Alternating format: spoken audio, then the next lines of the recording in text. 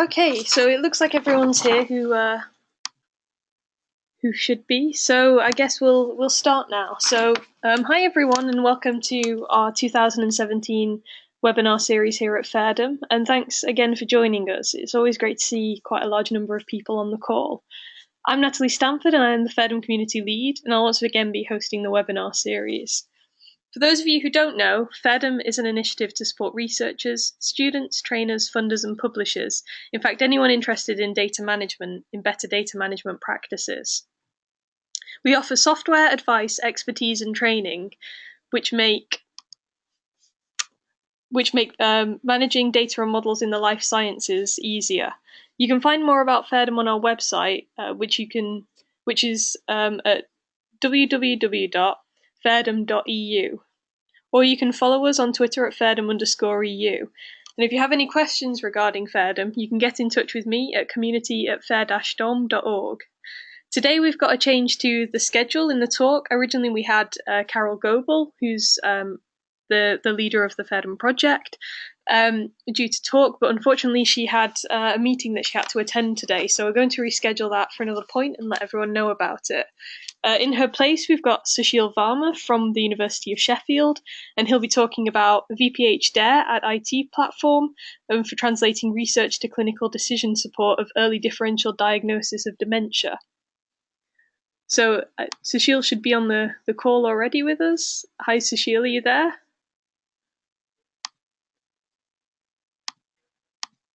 I think Susheel's on mute. Susheel?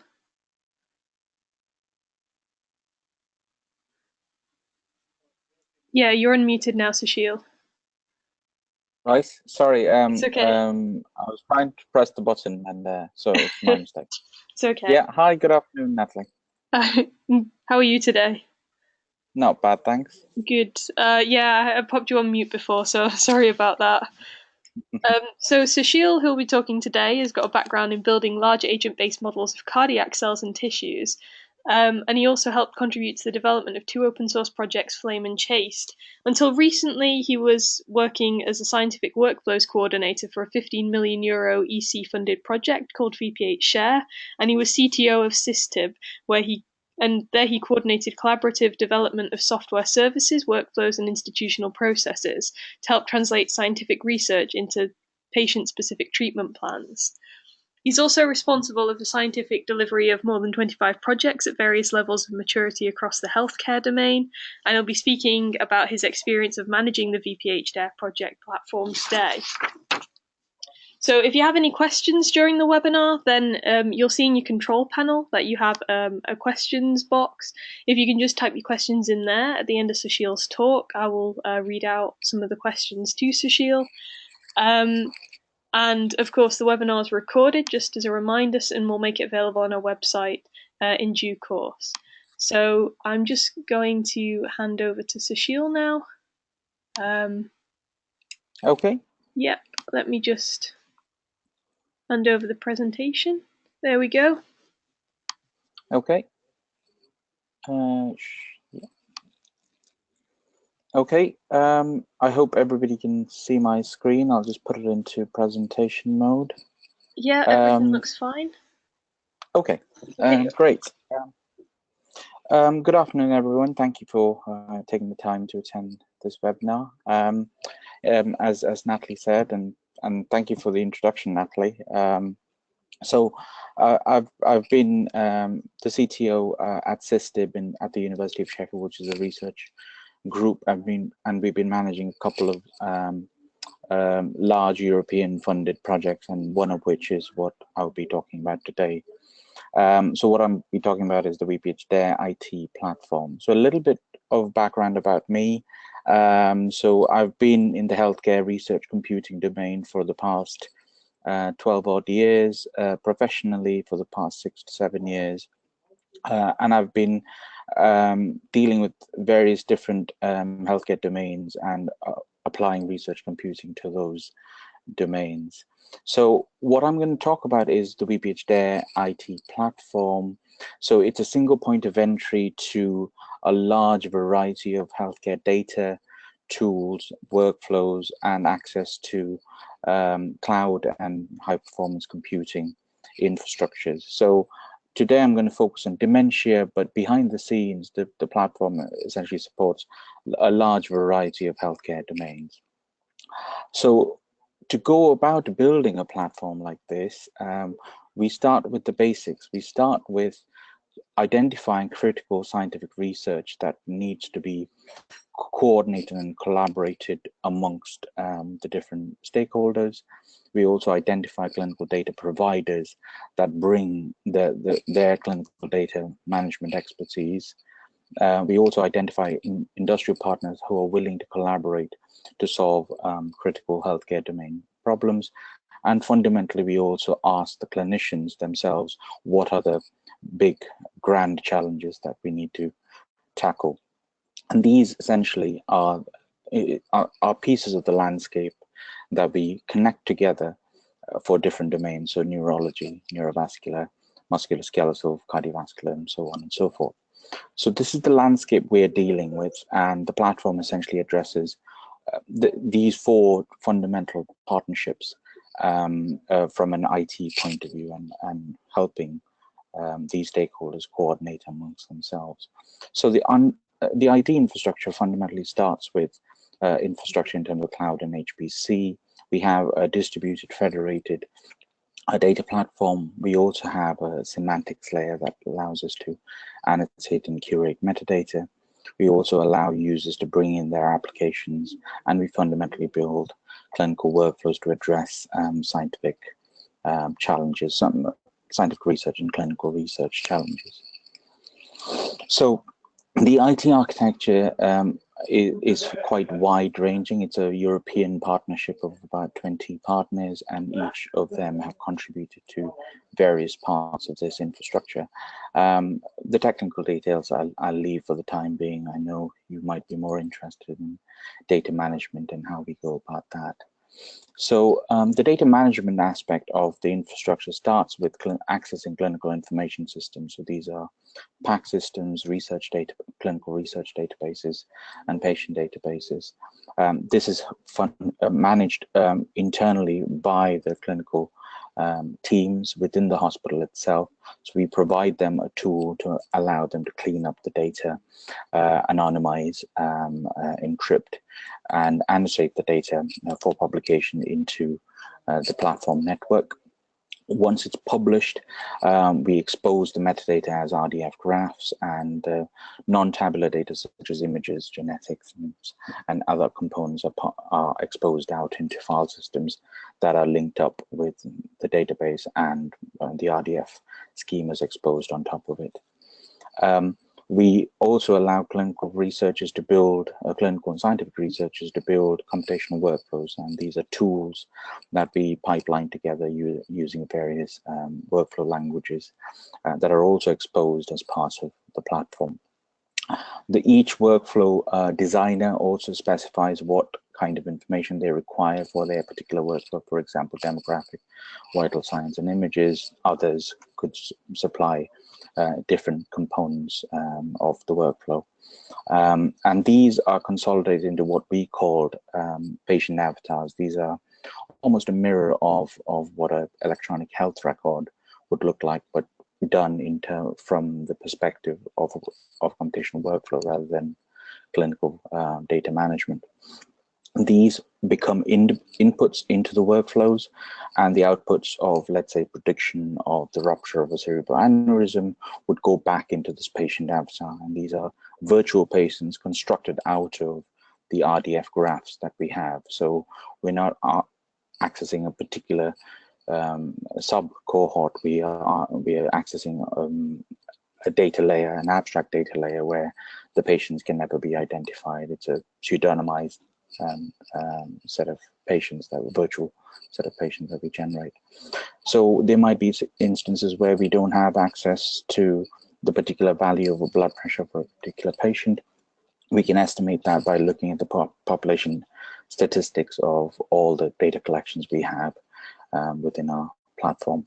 We can propagate uncertainty because we've done this estimation, and we can also do physiological envelope simulations. So look at the physiological profiles of blood pressure and vary that across the physiological range to do sensitivity analysis as well.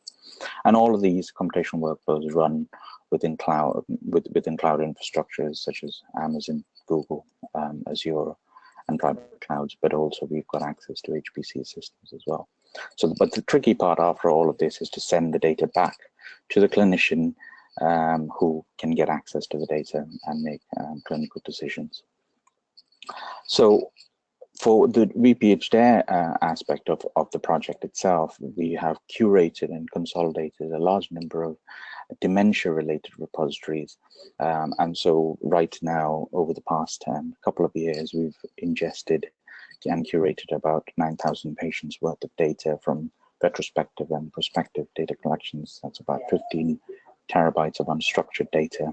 And these are all linked databases within each other. So for example, Descripper would be linked to another Descripper collection that has different modalities and different types of data sets. So one would have imaging and the other would have genetic data and so on and so forth. All of this data come together to what we call precision medicine workflows. So we look at images, we look at biophysics, we look at diffusion images, we look at disease progression, vascular flow, and all of these modalities and data sets come together and pipeline together to predict either early diagnosis of dementia or differential diagnosis of dementia, which are the two fundamental scientific questions within the VPH-Dare project. So we identified certain scientific challenges, which could be biomechanistic or phenomenological scenarios that the clinicians or the scientific researchers have a challenge for. We run them through these computational workflows that we defined before, extract certain features that may be viable biomarkers, and then we provide all of this data to a clinical decision support system directly to the clinician, so they can make judgments based on that information.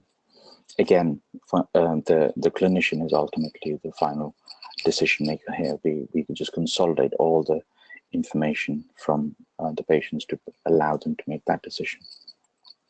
This is an example of a workflow that we built. So we use the Taverna workflow engine to run workflows across cloud and HPC systems. So this is this example workflow is looking at fluid flow transport within the brain and how that contributes to differential diagnosis of dementia.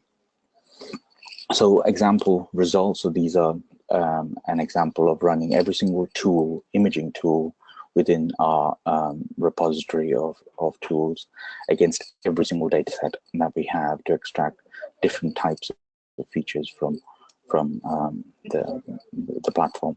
So, you know, totally it cost us about less than £100,000 in a time of about 95 days. That's a total compute time of about 3 million CPU hours. And all of this is analyzed quite quickly because we've got access to all these data sets. We have access to the tools and the workflows as well. After all of this analysis is done, this is the interface that is presented to the clinician that allows them to diagnose a patient based on the statistical analysis of all the previous patients that we went through. So the 9,250 patients were analyzed, and a single patient is compared with that 9,000 patients. And in this example, we're looking at the differential diagnosis between if the patient is Alzheimer's demented or control. So this patient is clearly Alzheimer's demented. And on the right, you can also see which features are relevant to help them diagnose that patient. So in this example, the structural MRI segmentation volumes is particularly important for the diagnosis. They can also look into the segmentations that we did within the platform as well, and that's presented to the clinician as well. So we have a platform architecture that we keep rebuilding because technology changes at a rapid pace. So the first version was done about 4 years ago. This was done, I think, 2 years ago, and large parts of this is already out of date, and we keep building different parts of the puzzle as and when new components come online, and the architecture is continuously evolving. So in terms of numbers, so I just talked about dementia, but we have about 283 scientific applications, about 91 workflows. These are clinical workflows related to publications that we have curated. About 3,000 services, so these are all bioinformatics and other web services that we curated within the platform. About 64 clinical data sets, about 200 terabytes of unstructured data, access to 6 HPC providers and 6 cloud providers as well. In terms of projects that use different parts of the platform, so these are all European and RC UK funded projects that use the platform to run various analysis in various healthcare domains, and some of them are already ongoing. So VPH-Dare IT is, as I mentioned before, is ongoing. Multisim and Ocean are also ongoing. So lessons learned really in terms of data management. I think what the major lesson we learned is to try and build essentially as fair, the word fair in FAIRDM stands for, is to build data connective tissue. So in terms of improving the findability of the data, improving the accessibility of the data, interoperability and reusability. One of the key things, at least in our domain, is to build a really good data access policy and management system, and also auditability is what I call the ability to log and audit all actions by all users against the data. So who, what, where, and why is critically important in terms of access to healthcare data. Another major part of the puzzle in terms of data and data security is an awareness of international and national regulatory landscape. So because you're dealing with the European market, you have data that needs to move between national boundaries, and how would you make sure that the data privacy is ensured and data security is ensured. And one big move in the right direction, I feel, is the general data privacy regulations coming out from the EU, which will be applicable from May 2018 onwards. One of the key aspects of what we've built is, rather than having a centralized model of applying data access policies, we ensured that we built a distributed and dynamically updatable data access policies. And we also had data security procedures that was well documented, so the clinical data providers had some assurance of being able to expose their data for clinical research. And there is always a trade-off between the utility of the data and the anonymization of the privacy of the data. The more you increase the privacy and anonymization of the data, the less useful it becomes. So there is you've got to really measure your analytical bang for the compliance buck, as we would call it. And there are always going to be non-technical challenges, really. So one of the questions we always get is, so you're going to just take my data and do something cooler than me with it? And that's a political discussion that you need to have very early on in whatever project you're trying to do. The clinical data providers also have a problem of loss of control, because once it's already exposed, there's no way they can pull it back in, and the indemnity clauses for something going wrong is quite high. And there is also a problem nowadays, especially with the age of big data. We have a mass data confusion where you have so much of data being collected and curated that it becomes useless unless you have some form of context around each of the data that's being collected. And that's why the metadata is critically important as part of the data collection process. So the three aspects of data collection, as far as we are concerned, that we try to make sure we drive through is we have a data governance policy for the collection of the data. We have a data governance policy for the usage of the data. We also have a data governance policy for the audit of the data as well. And with that, I think I'll stop my talk and I'm ready to take any questions. Okay, thanks, Susheel. That was a very short and sweet overview of the project. It was good to look at. If any of you have got questions, if you could just pop them in the questions panel at the bottom, I'll read them out to Susheel. In the meantime, I have a couple of questions that I wanted to ask. So the first is with respect to the political battles. How did you approach that in the project? How did you talk with the clinicians about releasing their data and yeah. So one of the good things we had was we went straight to the clinicians, asking them what exactly is the clinical challenge here. What kind of data should we collect? And then once we had that, we went to their own hospitals and other hospitals around the network and said, "This is the scientific challenge that we have. Can you really help?" And what you have to get the clinicians and the data providers on board at a very early stage and keep communicating with them together, and also make them a partner in whatever academic currency, which could be papers and awards and ceremonies that would happen during the process as well. The key thing is make sure you get them involved at a very early stage. You make sure that they're kept in the loop throughout the entire process until the project is completed. And that was the only thing that worked. Sometimes it doesn't work because they would just take that idea and try to go run with it themselves. But that's a risk you have to take in this world. Okay. Did you find that in the end many of them were quite compliant? Well, as long as you have funding agencies funding them to do some work, I think they would be compliant. Okay. But if they're not being funded, then it's a lot more difficult to twist their arms.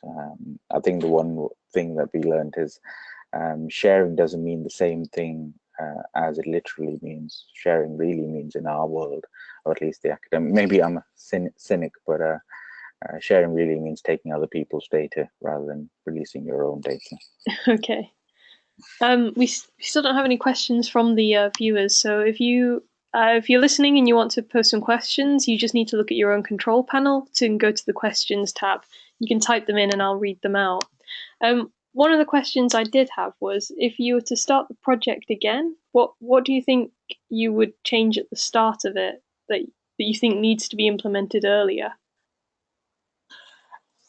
I think one of the things that we learned the hard way is engaging with.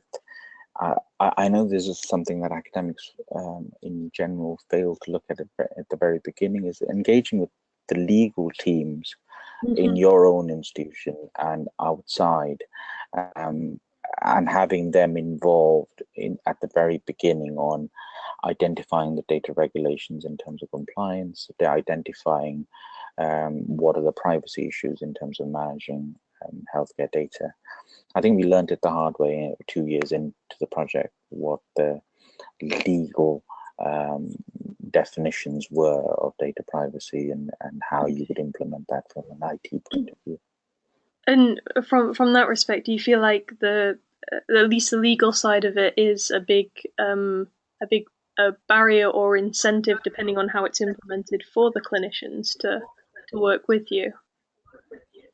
Absolutely. I think if you have a robust group of people who can speak legalese, but also be able to translate that down to the data scientist and also to the clinicians, then you are heading in the right direction from the very beginning. And also try and make sure you automate some of them so that you really don't have to think much about compliance. It's already built into the system that prevent you to do the wrong thing. Okay. And also, with respect to the mention about, you said more privacy and anonymization means less useful data. From the actual data that you managed to collect and the data scientists you had, has there been a lot of use of that data? Has it actually been?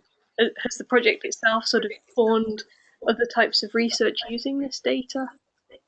Yeah, so we have a company that's been spun out of this work. So, for example, the front end clinical decision support system is now a company that's trying to commercialize the analysis part of it and also the presentation of the analysis to the clinicians. So that's one good aspect of it.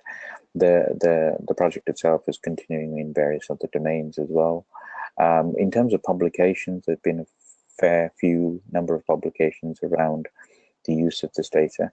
I think it's sort of in every healthcare domain, it's the first time when somebody pulls together loads of data sets and tools and clinical research questions together into one place where you can try and actively undertake some form of experimentation on the data to extract features, and hopefully they may turn out to be biomarkers for dementia.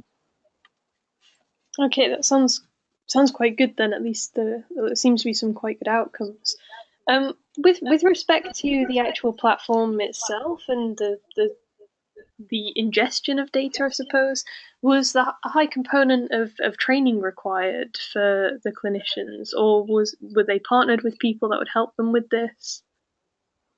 Yeah, so we co-developed the application with the scientific computing team at a hospital who were one of our partners.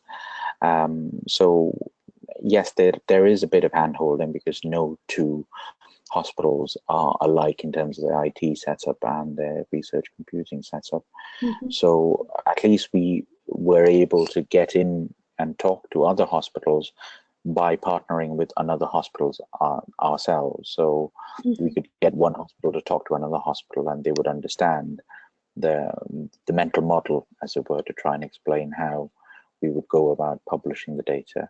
I think the biggest challenge for them is their understanding of what it means to annotate data. They're quite used to doing anonymization because that's sort of part and parcel of a clinical research facility in a hospital, but they're not as keen to annotate data, and that was a steep learning curve for them, I have to say, and also being aware of ontological terms and also creating new ontological terms which may not exist. An example is severity of back pain. So you could have an ontological term for severity and another ontological term for lower back, but you really want to create a term that is severity of back pain, which means that may not exist in your corpus of ontological terms. So what do you do then?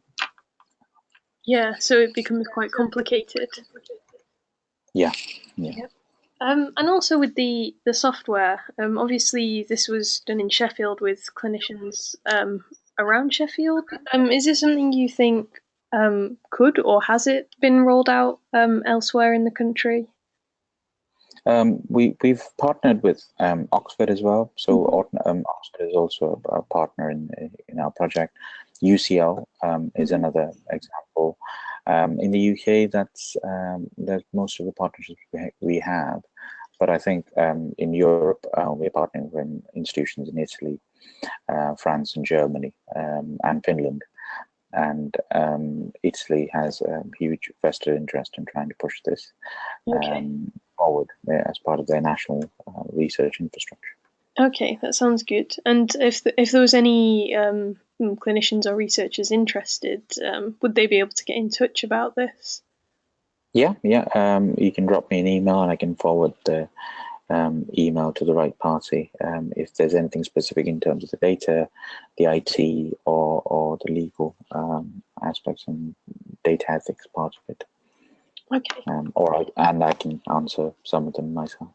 Okay, that sounds good. It seems we have a very shy group of listeners this week, so it was a good job I had lots of questions that I wanted to ask myself. So hopefully it's been useful for everyone, and maybe I'm hoping I've asked a few questions that people would be interested in as well.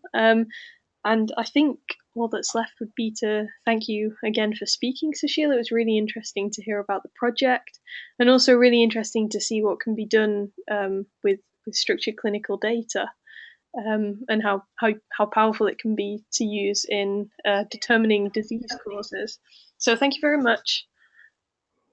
Thank you. Thanks a lot, Natalie. Okay, thanks. And thanks to all the listeners. Okay, right. And so I believe we'll be back next month, so I will see you all. I'll hear you all then, hopefully with a few more questions this time. So there'll be a short survey at the end of the webinar when you close off. If you have time, please fill it out if you can. It just helps us understand a bit about the quality of the airing of the webinar. Okay, thanks. Bye bye.